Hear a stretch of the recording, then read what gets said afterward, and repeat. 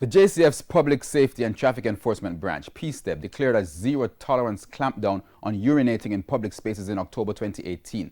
The promise was particularly for Halfway Tree in St. Andrew, where several areas, including the gateway to a school, reeked with the stench of urine and feces.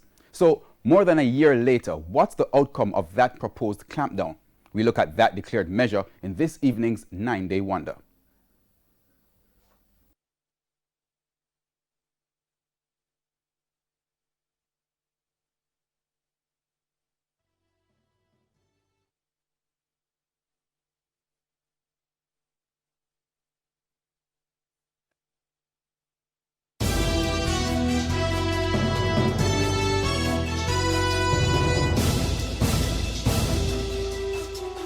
It's seen as another form of blatant disregard for authority.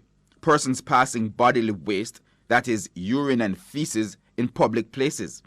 PSTEB, guided by their mandate, declared war on the practice in October of 2018. During a major operation in Halfway Tree, St. Andrew, PSTEB's former head, Calvin Allen, made their stance clear.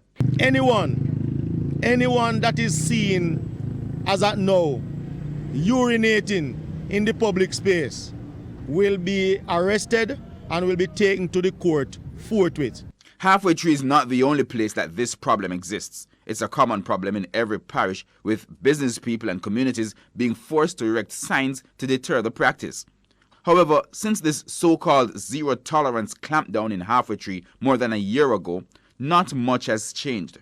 In fact, our camera captured these images in January. So, have the police been clamping down on this practice since the PSTEB promise? In March 2019, officers were seen issuing tickets for the offense along Darling Street in downtown Kingston. We checked with the court management services for the number of tickets issued for the year, but up to news time, that was still not received. However, these telltale images and the stench that goes with it continue to be seen across the town. Also, remember this school gate where the operation was carried out in Halfway Tree? Well, the school is now closed for different reasons, but the filth, the stains, and the stench remain. Public restrooms are a stone's throw away at Mandela Park, but that's just as stink as the makeshift toilet at the school gate, and so it's business as usual for those who need to carry out their business.